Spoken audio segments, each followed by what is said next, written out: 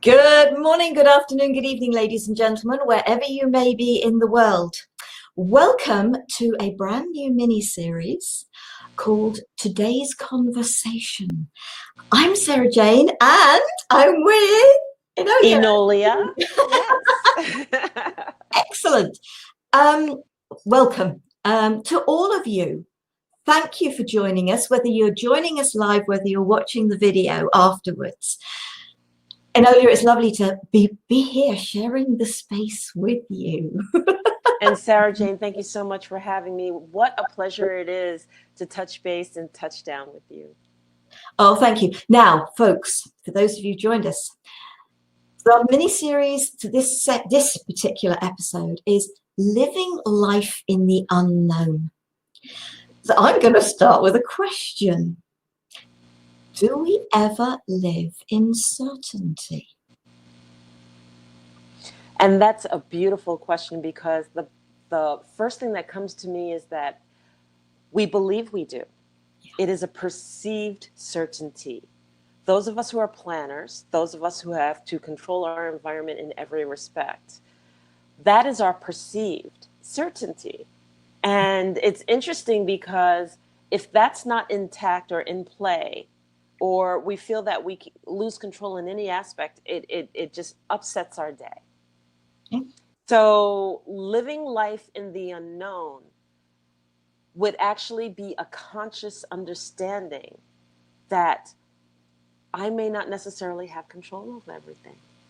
I may not necessarily be able to plan everything way beyond. And that if anything changes, moves, or is just up in the air and doesn't go as planned, it's okay.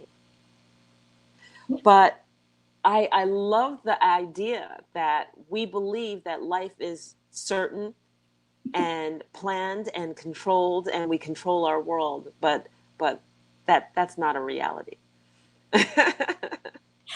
It really isn't a reality, because when the question came into my head, it was just like, but there's a saying, there are only two certainties in life.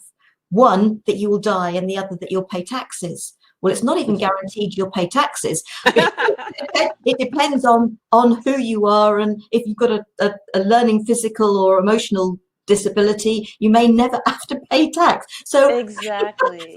There is only one certainty, that we will leave this body behind. Well, you know, I like to also go back to the fact that what is it that we control? What is it that we really, truly control? And sometimes, okay, so let me back up a little bit. So in my mind, the only thing we control is ourselves. Yeah. Okay. But we don't even fully control ourselves, because if you don't have discipline, and this means discipline of thought, discipline of speech, discipline of activity, if you don't even control those aspects of yourself, you don't have control. And another discipline is to trust ourselves, and to trust our instincts, and to trust and have faith in what our capabilities are, and that they have value. Okay? So this whole perceived of control, because I can will my control over you, but it doesn't necessarily mean that you are accepting of it. You know, I can list the plans of my day, but if the universe decides that, you know, today you're going to have an accident that's going to throw off everything that you planned for the day, and nothing that you wanted to get accomplished gets accomplished. Yeah. In other words, you're not in control. Yeah. But the beauty of being in control of ourselves and having a discipline is that we can actually look at life a certain way, and impose the positivity of our thoughts of what we would like to perceivably get accomplished for the day. Trust our instincts in knowing that if we have to deviate from that plan, it's okay, and still have a beautiful day.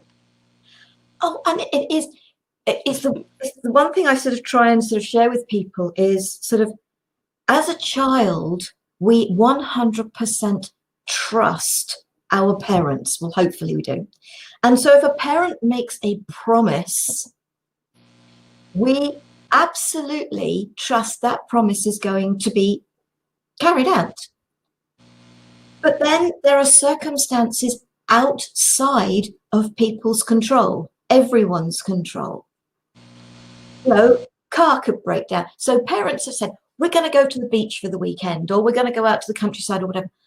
But the car breaks down, or suddenly the father or the mother has to go into work, or something happens with another family member, or something. There could be numerous things that could happen that take the control from the parents. And the classic this to me was when I was hospitalized as a baby. The rules and regulations were for an hour every other day. The reality for my parents was for an hour once a week. That was circumstances outside of their control. But the child within me didn't understand that. That little baby in hospital had no idea that they weren't being rejected. And so it's a good place to start, really, with the child. Because for me, understanding what happened to us as a child and what was going on within the family dynamics is a good place to start to actually help you to understand what was happening at the time of your childhood, and that maybe the way you reacted, the way you felt, was the unknown to them. And yeah, my accident, and it was an accident, was that lack of control, that the total unknown that threw absolutely everything out for my parents. Yes. So for me, I also like to draw from the tools that I can use right now, right here, every single day, because I have to live right at this moment. Yeah. And to understand the foundation, you're absolutely right. To look at it as I was as a child. So the culmination of my belief system, how I was raised, everything all lays the foundation of who I am today. But what I find is that people don't understand how important their words are. They don't understand how important their thoughts are. Have you ever gotten up in the middle of gotten up and something happens in the morning and it sets the tone for your day, meaning that like you have an argument, and then when you actually go through the day, that argument and the tone of that argument and the nasty words and the harsh words just deviates how you're looking at things that whole day. And so you're already upset, and then nothing happens correctly. Nothing falls into place. Everything is off, and you go back to that moment when your morning started and you had that argument, and it just demolished your day. Well, I like to step back with that. See, our thoughts are so powerful, and our words are so powerful, and how we perceive things is so powerful that if we allow and are accepting of that anger, then all we do is look through the eyes of anger and disappointment that whole day. It sets the tone. This is what it means to be vibratory beings. This is what it means that says that my thought is so powerful that it sets the tone of my environment. So, what is this thing about, well, be conscious of it, one. Notice that that's taking place, two. And if you want a different outcome, change the thought. So to change the thought consciously is a way that we release ourselves from the tone that was imposed on us that sets the tone. We stop giving away our power because we allowed that tone to set the tone. And then we consciously release what's been happening, or release that anger for that morning, and do not allow it to set the tone for our day. This is how we consciously can use that as a tool to say, I will not be held hostage by the way that person wanted me to see things because of their anger, nastiness, or whatever the case may be. That I will consciously make a choice to choose to see life through the eyes that I choose, because I am a powerful person, and that's what I can control, is my emotional attachment, how I perceive to look through the eyes of what my environment is, and how I choose to take control and trust my instincts to make it through that day. And I want to highlight trusting your instincts. And I want to highlight trusting self, because that's how we get through the day.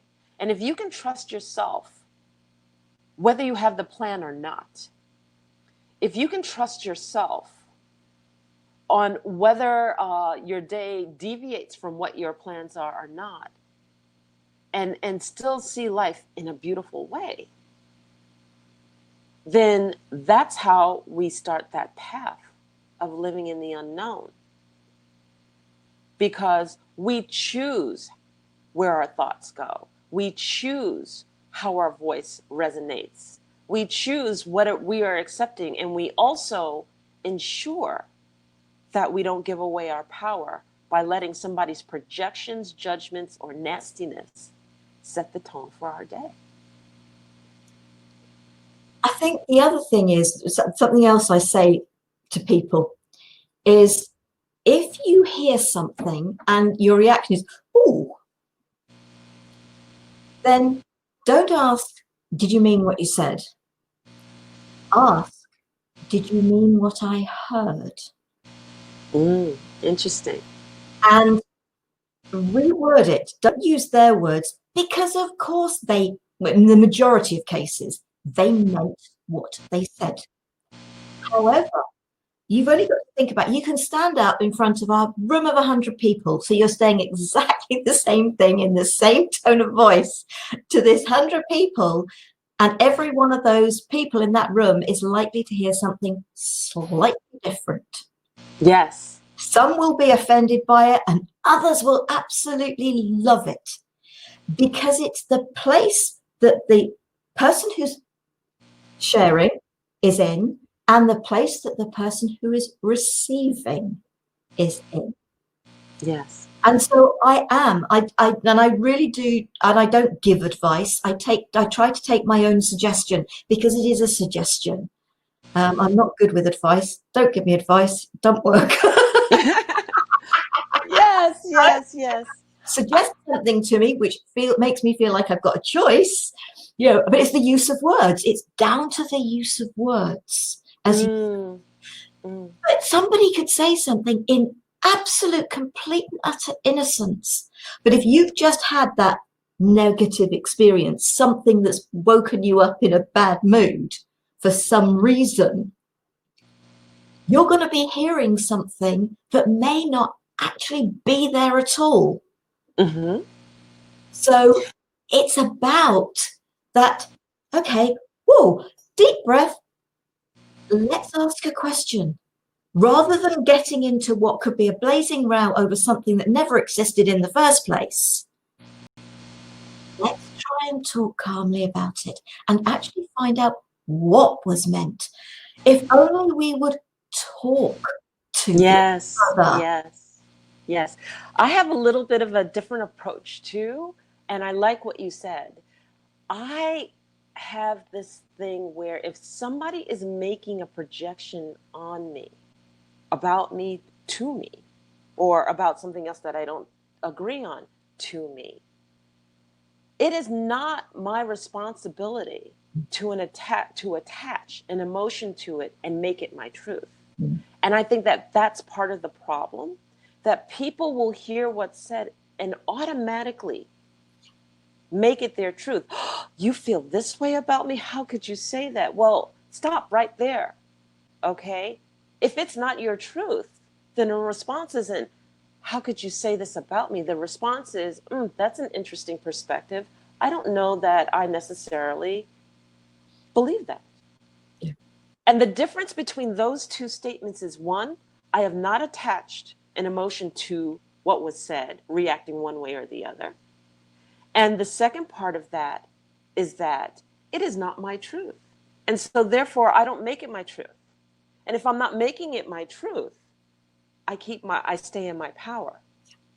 You see, as soon as I attached that emotion, I gave it away. I just made what you said my truth. Oh, that's how you see me. And then therefore, I am not seeing myself in my eyes. I'm seeing myself through your eyes. Well, stop it. It's not necessary. We can have conversations where people interject, project whatever they want to say, but we don't have to make it our truths.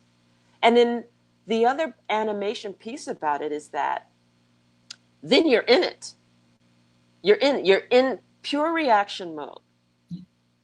And if you step out of it and observe it for exactly what it is, which is just a comment, and stop adapting it to yourself, then you've stood in your truth. You stood in your power. And it's like, oh, that's interesting. Well, I don't know that I buy into it. You can oppose it. And then you can go on. And this is true in life.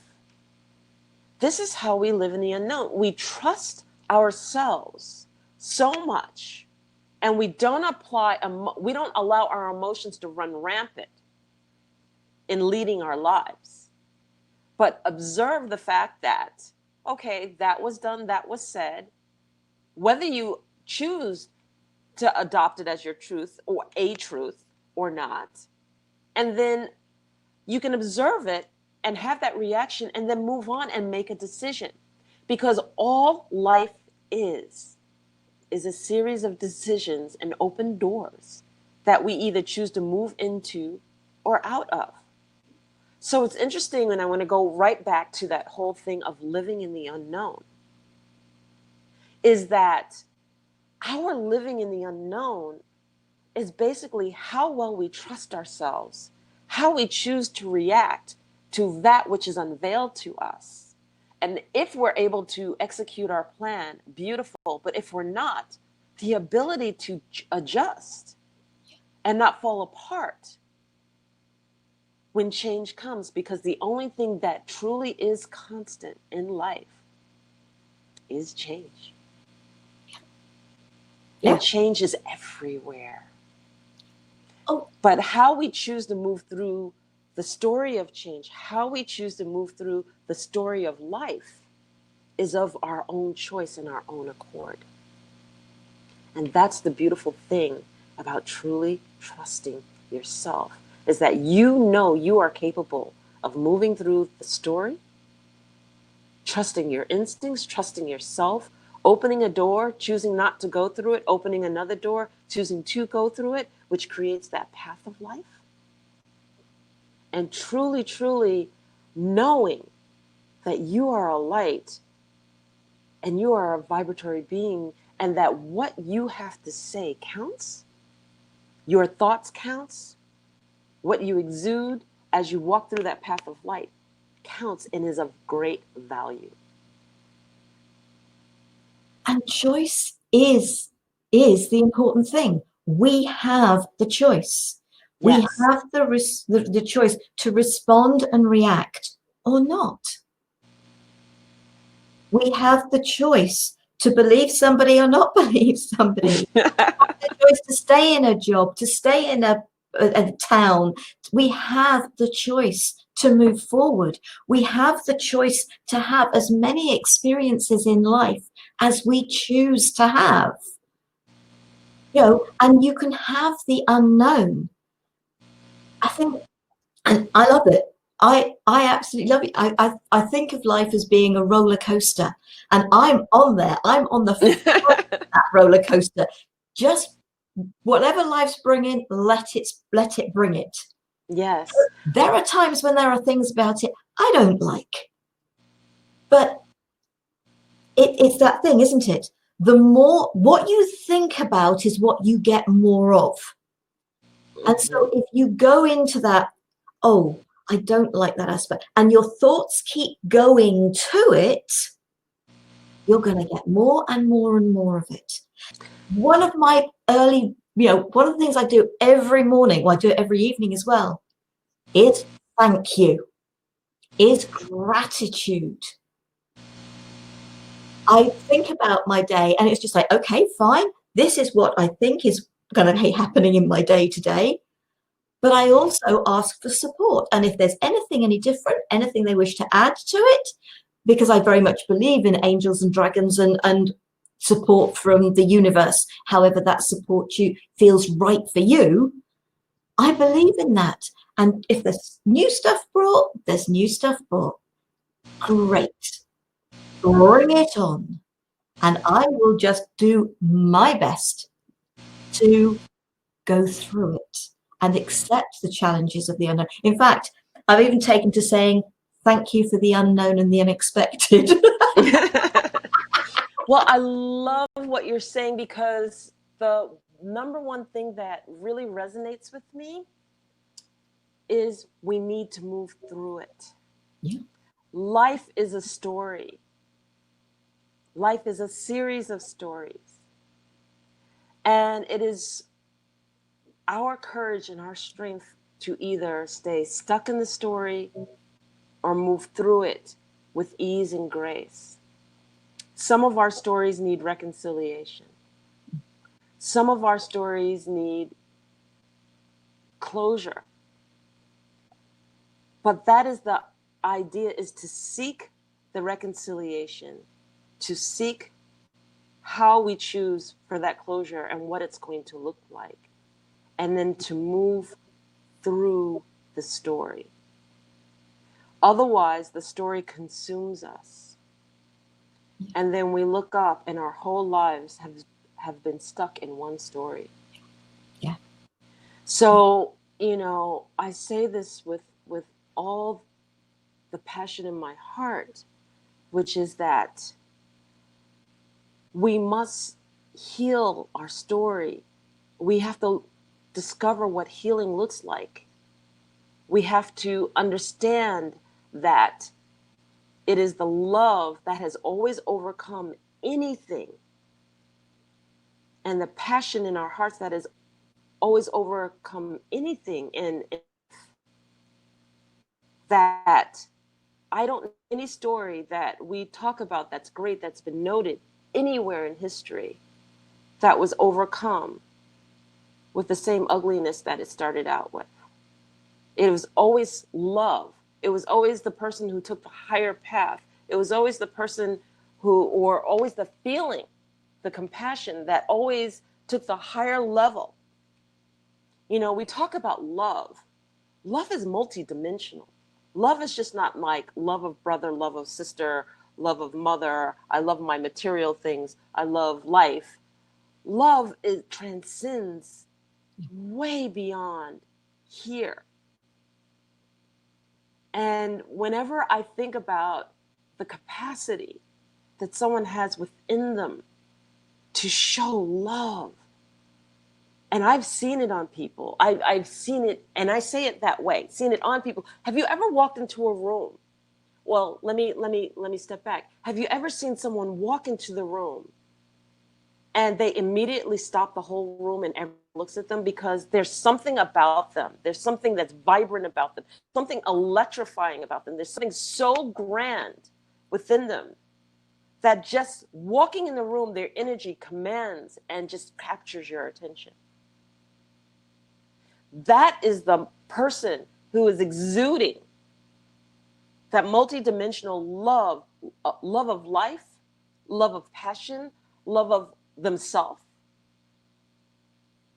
love of other living beings. They are grand. They are grand in their stature because they've allowed their spirit, their heart, to lead and trust and to stay connected with God, with that grander scheme. And they are grand in who they are. And we all, every single one of us, has that capacity and that capability if we choose to allow it to come through. And then if that's what allows us to move through the story, how beautiful is that? And it is it's the greatest love of self. And it's understanding that loving yourself is not selfish. It's essential for you to be able to truly love others. The stuck story. I absolutely get that. And no disrespect to my second husband. I was in a relationship for 11 years, but I should have been out way before we even got married. And we were only married 3.5 of the 11 years. The marriage should have never have occurred because I was not in the right place. I hadn't got the courage. I didn't know how to get out of it. And that is so sad. But that is the insecurity of not loving yourself and trusting that by taking control of your own, if we'd have talked before, could we have saved that relationship? I don't know. I can't answer that. But I do know I wouldn't be where I am today doing what I do, because it was way before I stepped onto this path of understanding. So yes, you can get stuck in a story. And that is more unknown to me than being true to yourself, finding that you can love yourself without detriment to anybody, including yourself. You know, you're so right, because, and I just want to make sure that I get this in. Every great act that we ever saw or called a miracle, medical or otherwise, like somebody telling you you're going to die, somebody telling you you'll never walk again, it was the passion and the love and the respect and the belief and trust in self that transcended that label, that transcended that limitation or that limited thinking. It was the act of knowing that you are so much more than what someone sees you to be, that transcended all limitations to have the outcome that you wanted. And that's the beauty of life. Yeah. And that's the beauty of loving self, our power, our connection with the divine, our everything, is that we are capable of transcending anything at all. Yeah, absolutely. Yeah, I just sort of my eyes just went across to, and it was like, we're going to be talking about different things, and we've talked about none of the things I put on the list. But one of the things I saw here was it's about suppressing feelings. Yes. Big boys, big girls, don't cry. It's a matter of let those feelings out, because if you don't, you are hurting yourself. Yes. You create more certainty than uncertainty in the unknown. You are heading into such great unknown by not letting your feelings out. Yes. Yes. But by allowing those tears at that point in time, if somebody appears to be disrespecting you, speak. Yes. Gently, calmly. And if that is their attitude towards you, if you haven't misunderstood, then if you have the choice as to whether they remain in your life or they're limited in your life or they are gone from your life. Right. You can choose. And yes, it is very scary doing the letting go. I've done it. And there are times when the universe does it for you. I've been made redundant quite a few times. Yes. There are times when the universe does it for you. Yes. Many, many things happen in our lives. And it is so, so important to take as much control as you can, but from that energy of love. Deepest love for yourself, because when you are true to you, you are actually freeing more than one person. You are freeing you and the others. Yes, that's true. And I saw your little note about 2 minutes. We can go beyond, but we'll try not to actually go much further now. Okay, I just wanted to make sure we weren't cut off. Yay! I so agree with you. I that and you captured it beautifully. You really, really have.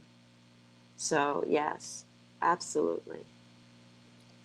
So I would say, Mhm. folks, relish the unknown. Welcome the unknown. Just enjoy what life brings to you. And I know it's very difficult to find enjoyment in some things. I get Yes, and then also remember, also, I think it's so imperative, do not give away your power.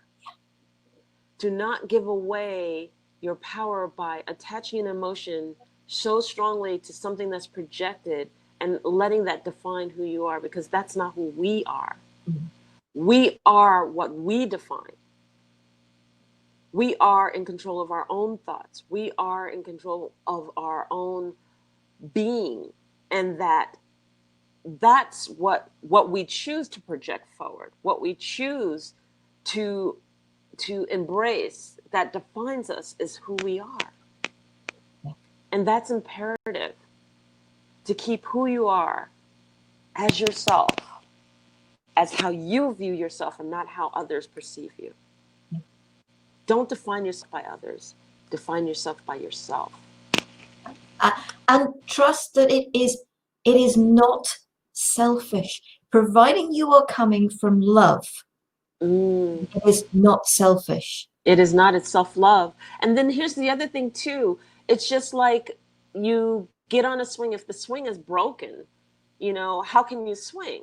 The swing be sturdy and strong and all parts working, and then it allows you to have a ride. Well, if we are broken in ourselves, how can we ever rise to the occasion of leading others and impacting in the most positive way others? We have to be able to look in the mirror and love who we see. We have to be able to look in the mirror and love all aspects of ourselves, the broken parts, the best parts, the most courageous parts, the most adventurous parts, the childish parts. And the beauty of that is that when we acknowledge all aspects of ourselves and we are accepting of the weaker parts of ourselves, and we are accepting that this is the growth area that I need, and I work on it, and I rise to the occasion and challenge, because I know, oh yeah, I can get really angry, or oh yeah, I can go over the top, and I pull that in and not let it lead me and define who I am, but let the most courageous part of me lead me, and acknowledge that, yeah, I have these tendencies and I can do this, but that's not who I am. And be the better part of myself by choosing it and making that choice within, then I can truly impact others in the most positive of ways.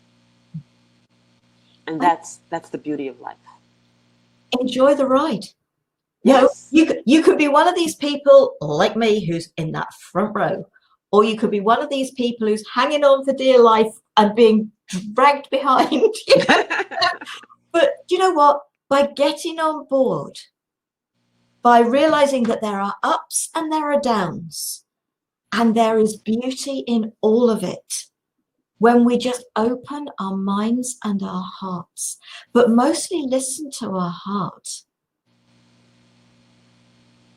I you can so enjoy the fact that there are so many unknowns in life. Oh, yes. And then the beauty of that too is that our hearts, our hearts have muscles, our hearts have thoughts, our hearts actually can lead us like we perceive that our mind leads us. Okay, and our hearts will always take us above and beyond what that limited thinking allows us to define as our comfort zone in our bubble. And we can go into a whole nother topic on that one, and I won't do that, but I will say this, that our comfort level is defined by our mind, and But this I is how think we like to operate, and here's where we're comfortable and everything else, but our hearts will always exceed that. That's what dreaming is. yeah, Our hearts will always want to go above and beyond that and take a risk. Our hearts will always want us to do more than what we're capable of, because that's what's uncomfortable. When it's uncomfortable, it's our heart. When it's out of our bubble, it's our heart. When it exceeds the limit to thinking or seeing that we perceive, that's not like us, that's our heart. And we have huge hearts. yeah. But I think that leads us perfectly into the fact that in 2 weeks' time, we've got Lifting the Veil, a personal journey to freedom. Yes. And so I think that is a perfect place to stop, because I think where we've gone with this leads us perfectly into that for 2 weeks' time. Yes. So we'll be back in 2 weeks. Yay! We will be back in 2 weeks. We're not going to be using this platform in 2 weeks' time. We're actually going to be using Zoom. Enolia, we're going to be on Enolia's Facebook page. So Enolia's going to be sharing that information. I'm going to be sharing that information, so you know exactly where to go for that. Terry, I'm really enjoying this. Thank you both. Terry, great. Thank you very much for that. And I hope you will join us in 2 weeks' time as well. So we're going to have 4 of these. So there's going to be this one and then 3 throughout next month, one a fortnight. So yes. Enolia, thank you for this. This has been great. This has been wonderful. And if you like what you heard and you want to hear more, I'm Enolia, Enolia on Facebook. Please like and follow me. My website is Enolia, Enolia.live. And check out the Facebook, check out the website, see if you like it. And I'm on Instagram as Enolia Empowers, okay, and LinkedIn as Enolia again. So all of those different, and you can tweet me too. But if you like what you heard, please look at us, join more. And I also want to throw in that I just started a nonprofit called Expressions of Humanity for projects that I'm passionate about. So if you feel so inclined, you can also check me out on expresshumanity.org. And I think that's all of the links, clicks, and everything else that you can get in contact with me about. Well, I look like this. You'll find me on Facebook, Sara Jane. No surname. Don't work with those.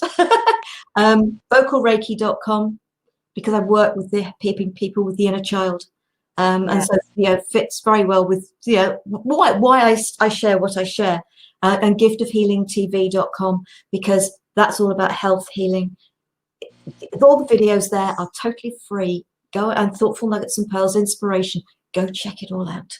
It's all there free for you. Yeah, there's some paid stuff, of course there is, but there's so much free stuff that you can absolutely enjoy. But we're sharing this because it feels right for us to share. Yes, it does. And it's conversation. And when I found the picture that I took of the Sphinx when I was in Egypt a few years ago, and I just thought that was perfect. Today's conversation against something that's so old.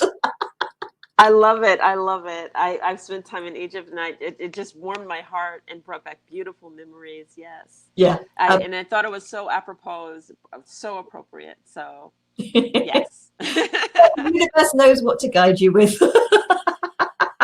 Absolutely. Thank you, folks, for joining us. Please, I hope you will join us again in 2 weeks' time.